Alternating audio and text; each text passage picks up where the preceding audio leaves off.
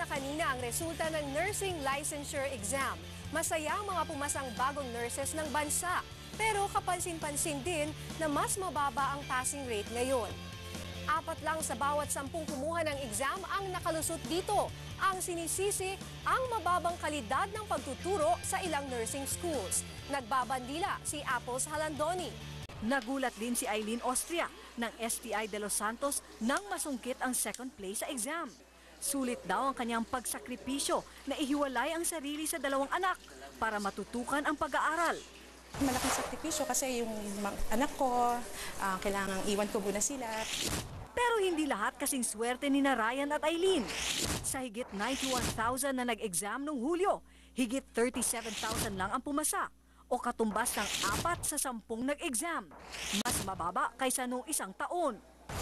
Ayon sa Professional Regulation Commission o PRC, marami kasi sa mga nursing schools ngayon ay kulang ang pasilidad at mga kwalipikadong guro at may mababang kalidad ng pagtuturo. Sa 463 nursing schools sa bansa, 170 lang ang umabot sa passing rate nitong nakaraang NLE. Kaya inirekomenda nila sa CHED na aksyonan ang mga non-performing schools. We are collaborating closely with the CHED kasi ang merong mandate to really close the school is CHED. Para sa opisyal ng Review Center Association of the Philippines, hindi lang kalidad ng mga eskwelahan ang dapat tingnan, kundi kalidad din ng estudyante.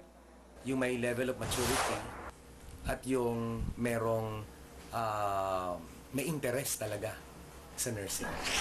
Sa susunod na linggo, iikutin na ng PRC ang lahat ng nursing schools para suriin kung karapat dapat silang magturo ng nursing. Para sa Bandila, Apples Halandoni.